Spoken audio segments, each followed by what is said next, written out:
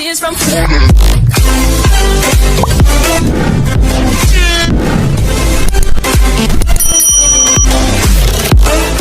Tears from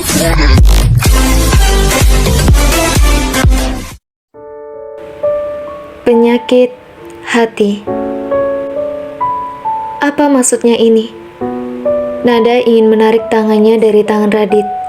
Namun tenaga Radit yang lebih kuat darinya membuat Nada selalu kalah melawan kehendaknya. Aku tidak menyuruhmu melakukan apapun. Aku hanya ingin kamu memakai ini. Apa ini sulit bagimu? Tanya Radit yang sudah menatap mata Nada. Dia memberiku cincin pernikahan. Apa sekarang dia ingin mengikatku selama-lamanya? Ini tidak boleh dibiarkan. Bagaimanapun juga, aku tidak mau menjadi istri kedua seumur hidupku. Walaupun jujur, cincin ini sangat indah dan aku sangat menyukainya. Tapi aku tidak boleh masuk ke dalam perangkapnya. Aku tidak mau berada di antara dia dan istrinya selama-lamanya. Nada menggigit bibirnya sambil terus menatap Radit, dan hatinya terus menguatkan dirinya untuk tidak tergoda dengan bujuk rayu Radit. Aku tidak bisa menerimanya. Pernikahan kita bukanlah pernikahan yang aku inginkan. Aku bersamamu saat ini karena perjanjian dengan keluargamu. Sst. Bibirmu mengeluarkan kalimat yang berbahaya, Denada. Aku tidak mungkin membiarkanmu tanpa cincin masuk ke dalam acara ibuku. Pakai cincin ini untuk menjaga harga diriku dan keluargaku. Jawab Radit sambil tangannya mencegah tangan Nada untuk melepaskan cincin di jari manisnya. Dan Radit juga memotong kalimat Nada sebelumnya untuk menghindari perdebatan di antara mereka. Karena mobil saat ini sudah ada di depan rumah besar keluarga Prayoga. Tidak perlu kau tegaskan seperti itu. Aku pun sudah tahu kalau pernikahan kita ini bukanlah kemauanmu. Kau hanya membuatku sakit saja, Denada. Tak bisakah kau bersikap lebih baik kepadaku? Apa kau sungguh tidak punya perasaan kepadaku? Setelah semua perlakuan baik yang telah kuberikan padamu, apakah hatimu begitu beku sehingga kau tidak bisa merasakan perasaanku padamu? Lirih bisikan di dalam hati Radit yang menahan kesal kepada Nada karena kalimat yang terlontar dari bibir Nada tadi. Namun tetap ditahan oleh Radit dan berusaha senormal mungkin keluar dari mobilnya, menggandeng Nada, dan mereka masuk ke dalam rumah keluarga besar Prayoga dengan tangan Nada sudah memegang buket bunga untuk Rianti. Klek. Selamat datang Tuan dan Nyonya muda. Sapa Bisiti dengan senyum mengembangnya saat membukakan pintu bagi keduanya. Radit menjawabnya dengan sopan, dan kemudian bertanya di mana acara berlangsung. Lalu menuju ke tempat acara dengan ajudannya sudah berjalan di belakang Radit dan Nada, membawakan semua yang tadi dipersiapkan oleh Radit. Hatiku semakin panik, karena semakin dekat jarak kami dengan mereka. Oh Tuhan, kalau aku bisa lari, aku ingin sekali lari dari mereka. Aku tidak suka bonsai dan aku juga tidak keberatan kalau aku tidak diundang di acara itu. Kenapa sih Nyonya Rianti tidak mengundang menantu sesungguhnya saja? Kenapa harus mengundang menantu bohong-bohongan sepertiku ini? Dan karena undangannya, orang di sebelahku ini sangat bodoh mengeluarkan banyak sekali uang untuk berbagai macam hadiah seperti itu. Kalian semua memang keluarga aneh. Aku tak bisa mengerti jalan pikiran kalian. Gumam Nada dalam hatinya yang masih berusaha untuk terlihat senormal mungkin dan tidak gugup di depan teman-teman Rianti. Raditya, Nada, kalian sudah datang? Rianti datang mendekat ke arah Nada dan sangat bahagia dengan bunga yang diberikan oleh Nada untuknya. Lalu Rianti membawa Nada sesegera mungkin ke kerumunan teman-temannya yang sudah penasaran ingin tahu siapa pasangan yang datang diundang oleh Rianti. Perkenalkan, ini adalah menantuku Denada, dan ini adalah anak laki-lakiku Raditya. Dengan wajah tersenyum sangat ceria, Rianti memperkenalkan keduanya kepada sahabat-sahabatnya. Wah, Raditya, sekarang istrimu jadi ada dua ya? Celetuk Tante Mirna sambil memberikan senyuman yang sangat manis pada Radit. Hah? Jadi kamu punya istri dua? Salah seorang teman Rianti yang tidak tahu duduk permasalahannya cukup kaget mendengar apa yang dikatakan oleh Mirna. Mana istri pertamanya? Apa enggak kamu undang Rianti? Tanya Tante Mirna lagi seperti berusaha menyudutkan Rianti. Istriku sedang mengurus butiknya hari ini, dan mohon maaf tidak bisa berkunjung dan ikut menjamu kalian semua dalam acara ini. Radit tahu tujuan dari Tante Mirna berkata seperti itu kemana. Tapi Radit berusaha untuk sesopan mungkin kepada Tante Mirna dan semua undangan yang ada di sana. Tapi sebagai permohonan maaf karena ketidakhadiran istri pertamaku, kedua istriku sudah menyiapkan sesuatu sebagai tanda permohonan maaf bagi kalian semua. Radit melanjutkan kalimatnya, lalu memberi tanda kepada ajudannya untuk masuk dan mengantarkan hadiah-hadiah yang tadi sudah dibelanjakan oleh Radit. Tentu saja, baru melihat merek yang ada di dalam tas karton, wajah teman-teman Rianti langsung berbinar. Mereka tidak tahan dengan yang namanya barang bermerek.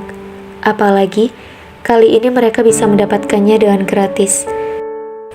Mereka memilih mana yang mereka sukai. Bahkan ada beberapa orang yang seperti berebut ingin mendapatkan barang yang sama. Walaupun itu tidak dibesar-besarkan. Karena rasa malu mereka di depan Radit, mereka juga mulai bersikap ramah terhadap Nada.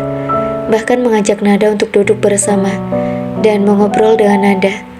Mereka juga semakin kagum saat mendengar bahwa Nada adalah seorang mahasiswi kedokteran di satu kampus paling terkenal di Jakarta, dengan beasiswa yang cukup banyak didapatkan oleh Nada.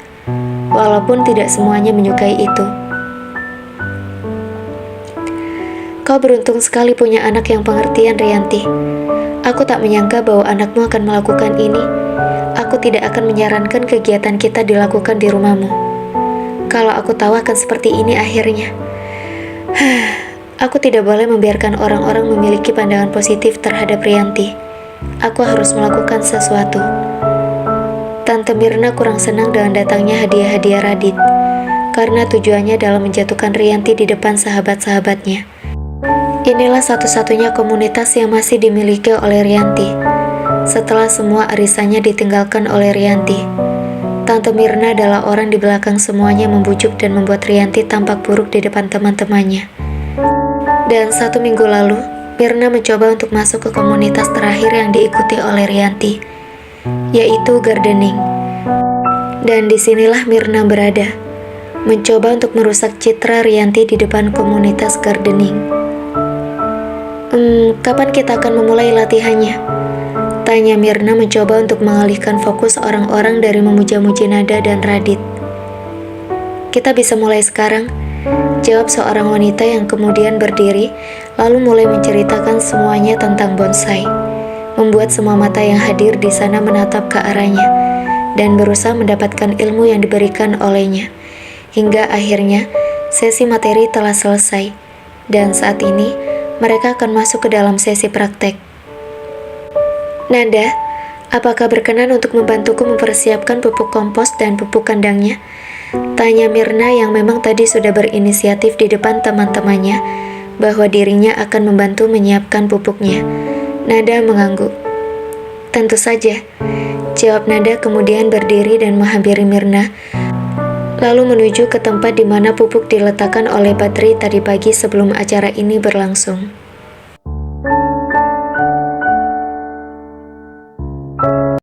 Tears from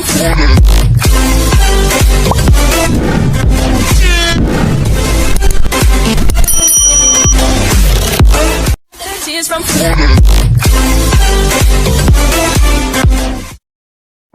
Menyelamatkan harga diri.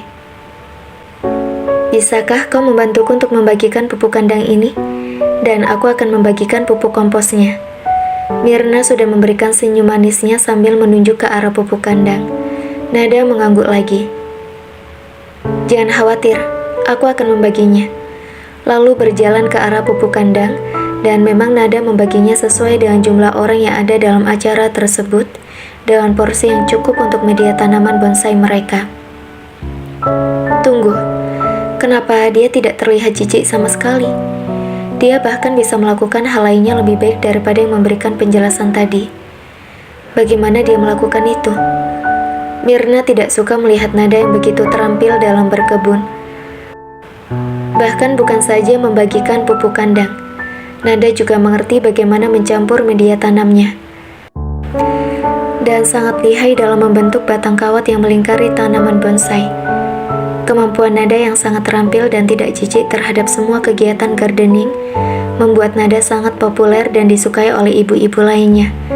Dan ini membuat hati Mirna semakin panas. Apalagi melihat wajah Rianti yang sudah sumringah mendengar pujian kepada anak menantunya dari seluruh sahabat-sahabatnya.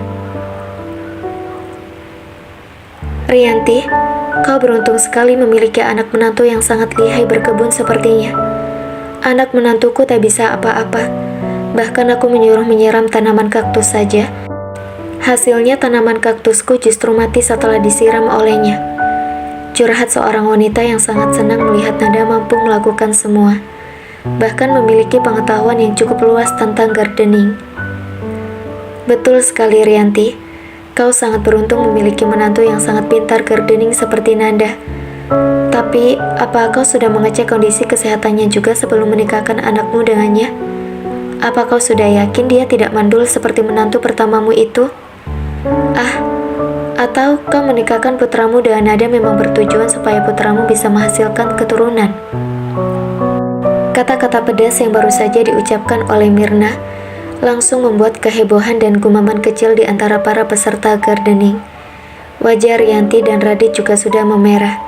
Sebagian besar memang mereka tidak tahu bagaimana latar belakang keluarga Rianti. Mereka semua bertemu di komunitas yang menyukai berkebun dan berbagai latar belakang yang berbeda. Mereka juga tidak terlalu memperhatikan urusan pribadi dari sesama anggota, termasuk kehidupan pribadi Rianti kalau tidak dibuka oleh Mirna seperti saat ini. Nyonya Mirna, aku yakin Anda adalah seorang wanita berpendidikan yang tahu bagaimana tata cara bertata krama yang baik. Karena memang Anda dididik sebagai seorang wanita kelas atas kan? Aku rasa tidak sepatutnya Anda bicara seperti itu kepada ibu mertuaku. Dan satu hal lagi, Viola istri pertama suamiku bukanlah wanita yang mandul. Dia bisa memiliki anak, hanya saja karena kecelakaan yang dialami olehnya, rahimnya harus diangkat. Dan asal Anda tahu, semua wanita pasti tidak ingin hal itu terjadi pada dirinya. Begitupun Viola. Sekedar informasi, aku adalah seorang calon dokter, dan aku sudah mengecek kondisiku. Aku bukan wanita yang mandul. Kau tidak sopan sekali ya, bicara seperti itu kepada orang yang lebih tua. Wajah Mirna menjadi merah ketika Nada menggantikan Rianti menjawab semua pertanyaannya. Apa Anda berlaku sopan terhadap ibu mertuaku? Bahkan dari tadi Anda mencoba untuk menjatuhkannya. Memang ibu mertuaku melakukan kejahatan apa sih pada Anda? Sampai Anda ingin sekali membuatnya terlihat buruk di hadapan teman-temannya. Dan memang benar aku adalah istri kedua dari suamiku. Lalu apa masalahnya? Suamiku adalah orang yang sangat adil dan baik sekali kepada istri-istrinya. Keluarga suamiku dan istri pertamanya juga menyayangiku. Jadi aku rasa itu bukan masalah bagi kami untuk saling berbagi. Lagi pula kami melakukannya tahu sama tahu, bukan sembunyi-sembunyi di belakang seperti kebanyakan lelaki zaman sekarang. Nada tak lagi mensortir kata-katanya dan langsung menyerang kepada Mirna. Mendapatkan serangan seperti itu tentulah tidak diprediksi oleh Mirna sebelumnya. Apalagi di kalangan mereka saling menjaga harga diri adalah hal yang paling penting. Mengucapkan kalimat seperti yang dilakukan Nada bukanlah hal yang biasa bagi mereka. Tapi kata-kata Nada cukup ampuh membuat Mirna tidak lagi menyerang Rianti saat itu. Dan semua peserta yang hadir tidak lagi terbawa oleh kata-kata Mirna. Suasana kembali kondusif hingga akhirnya mereka semua membubarkan diri setelah acara selesai setengah jam setelahnya. Melelahkan sekali hari ini. Aku harus berkebun dengan sepatu berhak setinggi 10 cm, dress mahal, dan juga bermake up seperti ini. Oh Tuhan, mereka memang kelompok yang sangat aneh. Mana ada orang berkebun seperti ingin pergi ke pesta. Gumam Nada dalam hatinya sambil melambaikan tangan kepada teman-teman Rianti yang sudah menaiki mobil masing-masing.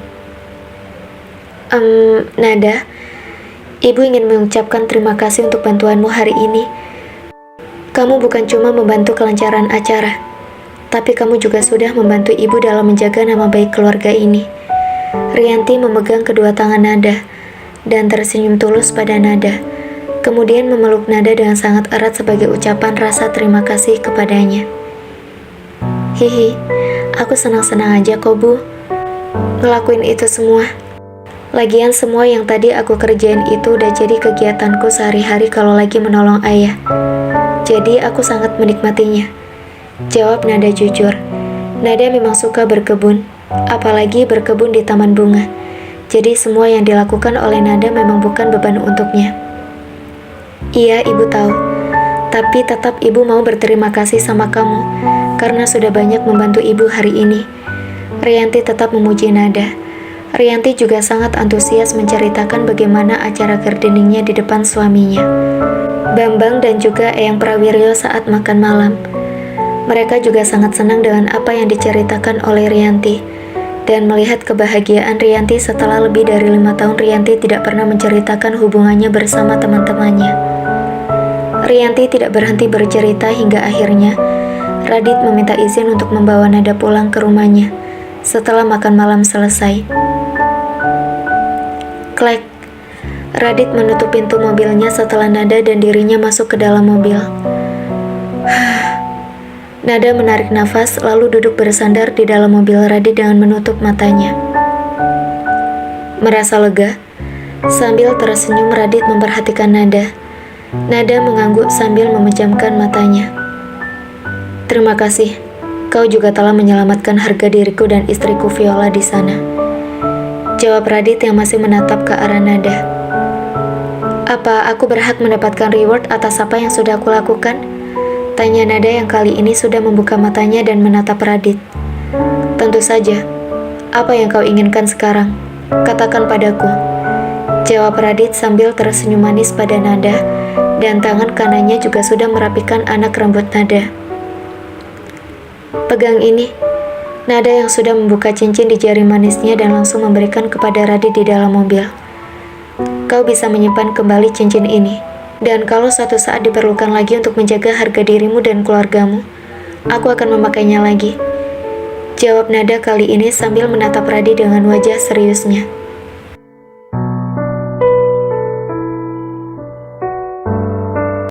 Tears from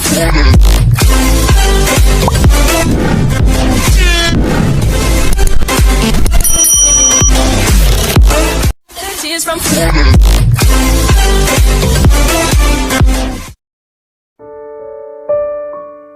Menengok anakku. Aku ingin kau memakai cincin itu terus selama kau menjadi istriku. Radit kembali menyematkan cincin pada jari Nada. Kenapa sih? Kau suka sekali main-mainan menjadi sepasang suami istri denganku. Nada memprotes Radit dan berusaha untuk menarik tangannya, namun Radit tetap memaksanya memakai cincin yang telah diberikan olehnya. Kau sendiri yang bilang akan memakai cincin ini kalau ini dibutuhkan untuk menjaga nama baik keluargaku. Dan saat ini, kalau kau membukanya, maka kau menjatuhkan nama baik keluargaku. Viola selalu memakai cincin pernikahan kami. Dan apa yang orang lain katakan apabila kau tidak memakai cincin pernikahan kita? Mereka berpikir aku tidak memberikanmu cincin dan memperlakukan istri keduaku dengan buruk. Apa kau ingin orang lain membicarakan seperti itu tentang keluargaku? Dengan tatapan mata elangnya, Radit berbicara menatap ke arah Nada tanpa berpaling sedikit pun.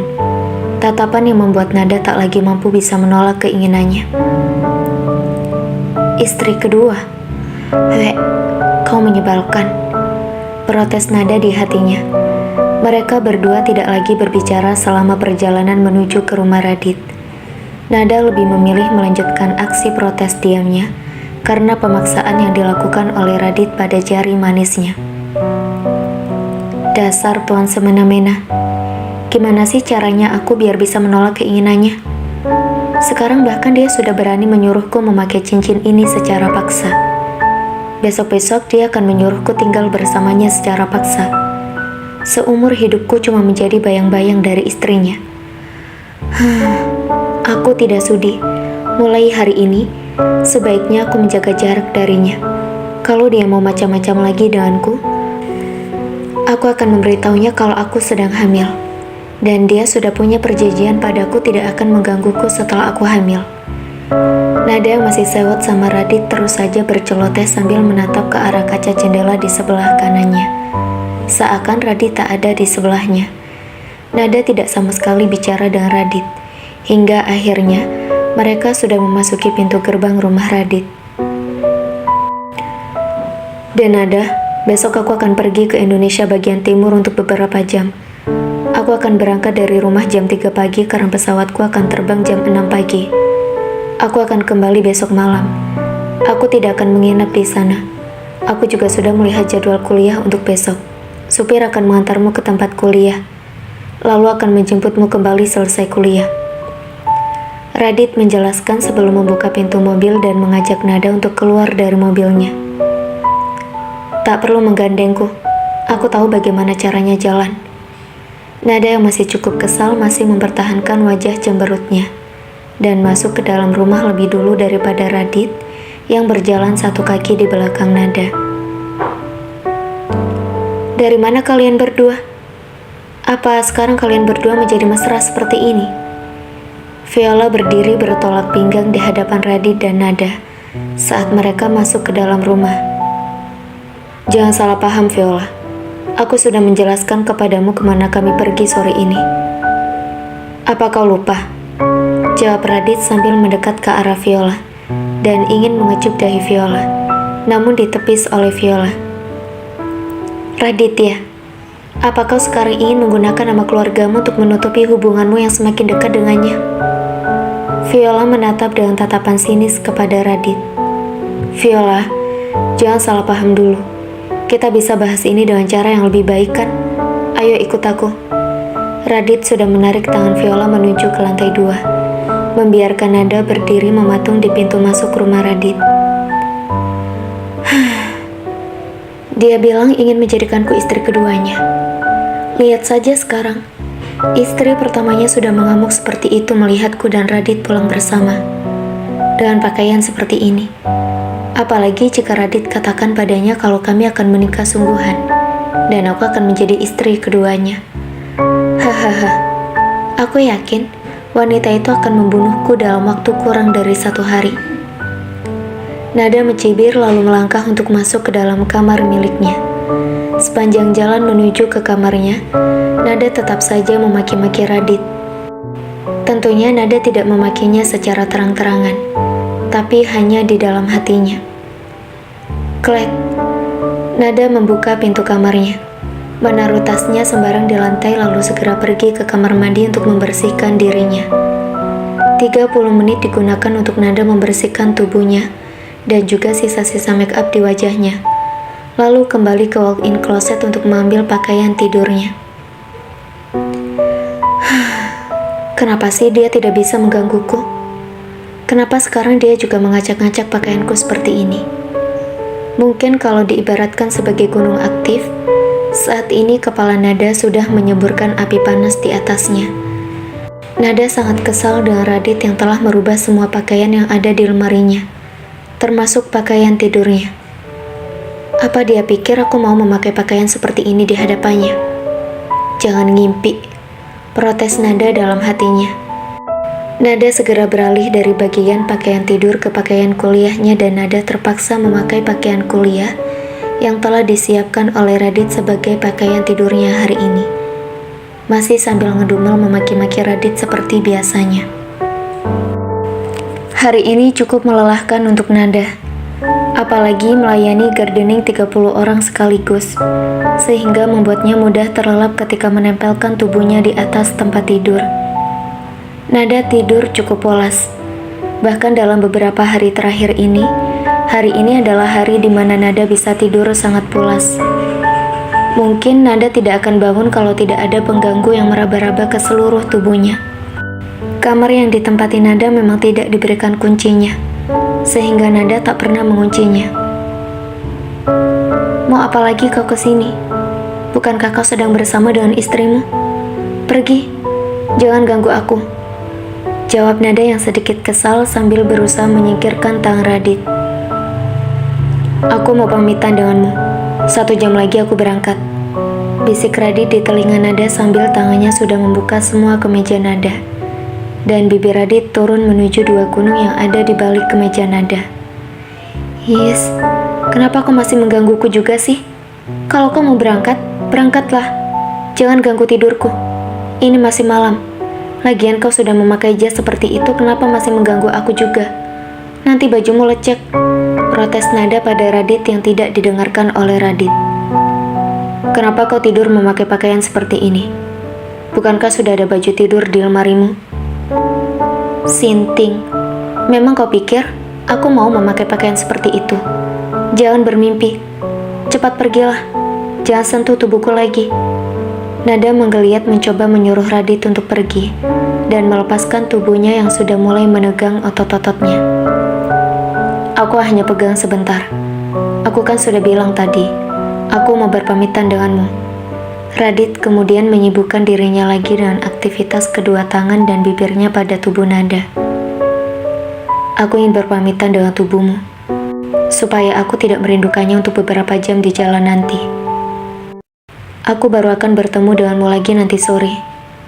Kan sekalian aku ingin menengok anakku. Sudah sebesar apa dia sekarang, Nada? Gumam Radit dalam hatinya.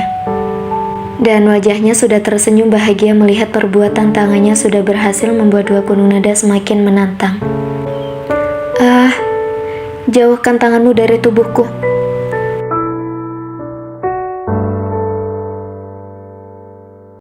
Tears from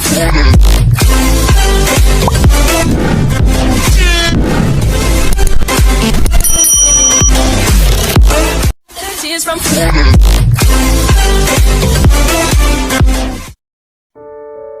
Semakin banyak maunya. Hentikanlah. Ayo mengertilah, aku tidak mau. Kenapa kau masih melakukan ini padaku? Apa kau tidak cukup bersenang-senang dengan istrimu di atas sana? Kenapa kau masih menggangguku sekarang? Menyingkirlah dari tubuhku. Nada agak memaksa hingga akhirnya Nada bisa merubah posisinya menjadi duduk dan kembali memakai pakaiannya lagi. Apa kau tidak menyukai sentuhanku? Tanya Radit yang masih sangat kesal dengan apa yang baru saja dikatakan oleh Nada. Pergilah. Kau bilang kau tidak akan menyentuhku setelah 3 hari kan? Tapi kenapa kau terus-terusan masih menyentuh tubuhku? Rasa kantuk Nada sudah hilang semua, hingga matanya bisa melotot menatap ke arah Radit. Apakah kau sudah hamil, Nada? Radit maju mendekat ke arah Nada sambil menatap wajahnya. Itu... Aku harus jawab apa padanya? Aku harus jujur atau bagaimana? Hati Nada sangat cemas dan tak ada satupun kata yang keluar dari bibirnya. Selama kau belum hamil, aku masih bisa menjamah tubuhmu. Kali ini Radit memaksa, dan dia melakukan apa yang ingin dilakukannya pada tubuh Nada semau-maunya. Cukup liar, tapi tidak menyakitkan. Justru membuat Nada benar-benar menikmati permainan Radit, walaupun hatinya ingin menolak. Apa yang aku harapkan darinya? Kenapa aku ingin menyembunyikan anak ini darinya? Kenapa aku seakan tak bisa menerima kalau dia tidak akan menyentuhku lagi setelah tahu bayi ini ada di dalam rahimku? Nada tak tahu jawaban yang harus diberikan kepada dirinya sendiri.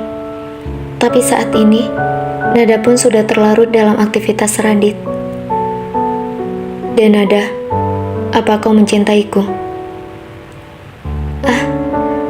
Kenapa sih kau ingin banget aku mencintaimu? Sudah aku katakan padamu aku tidak mau menjadi istri keduamu. Dasar sinting. Sakit sekali. Bisa gak sih pelan-pelan? Nada berusaha memegang bagian bawahnya dan melotot ke arah Radit. Aku takut gerakan yang kencang seperti itu akan membahayakan bayi dalam kandunganku. Bisik ke hati Nada yang sangat khawatir dengan kandungannya. Apa terlalu kencang? Biasanya juga kan seperti ini. Radit protes tapi mau memelankan gerakannya. Dan sepanjang berhubungan kali ini, Nada memprotes apapun yang dilakukan Radit yang menurutnya terlalu berbahaya untuk janin yang masih kurang dari 2 minggu. Hei, apa yang ingin kau lakukan? Nada sudah melotot ke arah Radit yang sudah siap untuk mencoba gaya baru. Aku mau pakai gaya yang kita pakai waktu di villa dulu. Radit mencoba menjelaskan kepada Nada, supaya Nada mengingat apa yang dimaksud.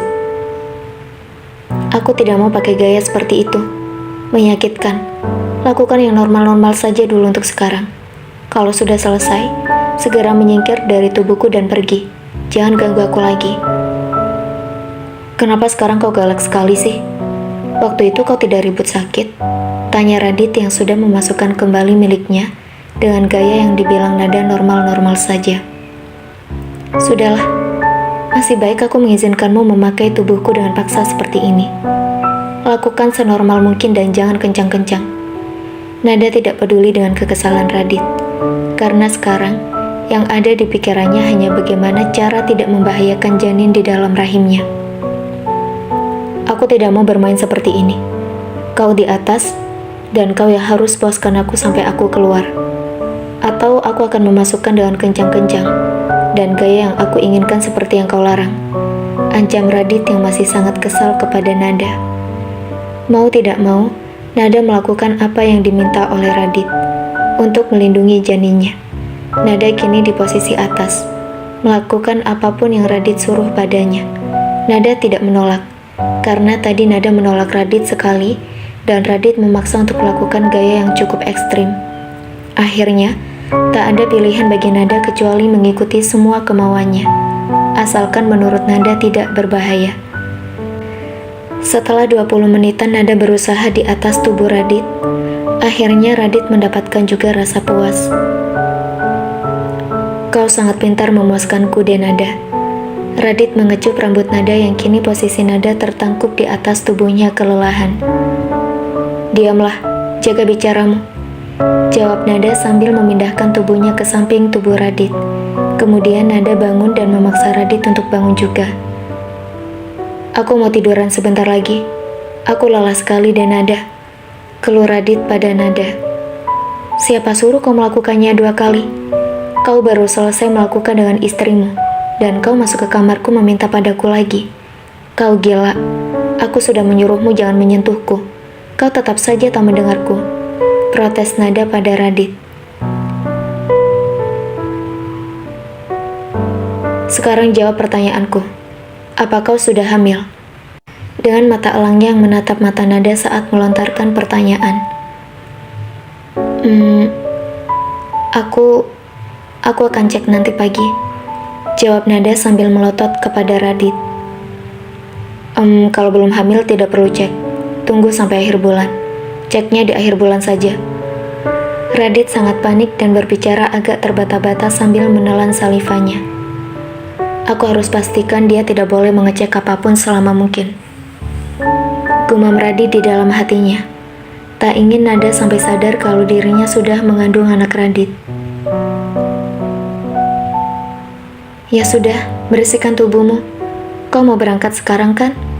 Nada juga agak kikuk dengan jantungnya berdebar kencang setiap kali Radit bicara masalah hamil. Radit mengangguk dan kembali berdiri mengajak Nada untuk sama-sama membersihkan tubuhnya di kamar mandi. Mereka tidak mandi terlalu lama, hanya membersihkan diri di bawah shower. Lalu Nada mengenakan kembali pakaiannya dan membantu Radit untuk mengenakan pakaian yang sesuai dengan perintah Radit. Apa seperti ini benar? Tanya Nada yang baru pertama kali memakaikan dasi seseorang. Radit mengangguk. Kau harus bisa memakaikan dasiku seperti ini. Jadi belajarlah yang benar. Mintalah pada istrimu sendiri. Jangan menggangguku. Nada mencibir setelah memakaikan dasi Radit kemudian ingin beranjak ke tempat tidur. Namun Radit menarik tubuh Nada kembali ke dalam dekapannya. Kau mau kemana? Antar suamimu berangkat dulu. Hei, kenapa sih sekarang kau makin banyak maunya? Nada membalikkan badannya dan sudah mendengus kesal kepada Radit. Cup. Radit tak peduli dan justru mengecup dahi Nada ketika Nada membalikkan badannya tadi. Kau. Nada sudah semakin geram pada Radit. Hahaha. Jangan marah padaku. Ayo, antarkan aku ke depan dulu yuk. Bujuk Radit yang sudah menarik tangan Nada dan mau tidak mau, Nada akhirnya mengantarnya ke pintu depan. Jangan berbuat yang aneh-aneh ya selama aku pergi. Aku akan menghukummu kalau kau nakal. Aku berangkat dulu. Hati-hati di rumah dan belajar yang betul di kampus. Cup. Radit sudah memberikan pesan kepada Nada sebelum dirinya masuk ke dalam mobil. Tak lupa mengecup dahi Nada. Untuk sesaat, Nada masih mematung di depan hingga beberapa menit setelah mobil Radit menghilang. Nada baru bisa mengembalikan kesadarannya dan masuk ke dalam rumah.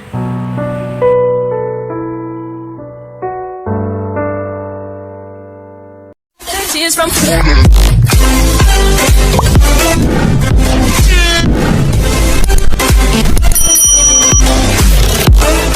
Tears from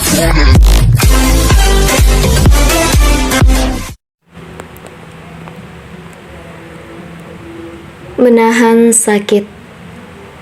Hah, dasar sinting. Apa yang tadi dilakukannya padaku? Maksud kata-katanya apa sih? Kalau seperti ini hidupku akan menjadi semakin sulit dengannya. Apa dia tidak bisa meminta kepada istrinya? Kenapa harus terus-terusan mendatangiku sih? Bahkan membuatku kehilangan rasa kantuk padahal ini masih jam 3 malam. Dasar kau semena-mena. Protes Nada dalam hatinya sambil masuk ke dalam kamarnya dan berusaha untuk kembali tidur walaupun berbagai cara telah dilakukan. Tetap saja, Nada tak dapat tidur.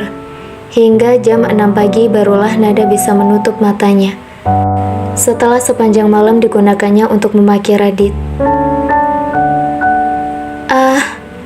Nada tersentak kaget dari tidurnya dan langsung memegang rambutnya. Kau pikir di sini adalah rumahmu dan kau bisa bangun dan tidur sesukamu? Viola yang masuk ke dalam kamar Nada 10 menit setelah Nada baru saja terlelap tidur, sudah menarik rambut Nada dan menyeret Nada keluar dari kamarnya, masih dengan menjambak rambut Nada dengan kencang. Rambutku sakit sekali. Apa maunya dia sekarang? Gumam Nada dalam hatinya sambil menahan rasa sakit di kepalanya. Brak. Hanya lirik suara menahan sakit dari bibir Nada ketika Viola melemparnya, hingga Nada terjatuh menabrak kursi di meja makan. Kau pikir kau bisa enak-enakan di sini? Apa kau pikir karena keluarga suamiku menyukaimu, kau bisa berbuat semaumu di sini? Dasar wanita penggoda. Plak, plak, plak. Viola tak berhenti memukuli pipi Nada sehingga darah mengalir dari bibir Nada. Mau apa kau menatapku seperti itu? Kau pikir suamiku akan marah padaku ketika aku memukulmu seperti ini? Hahaha, kau tidak lebih dari sekedar mainannya saat ini.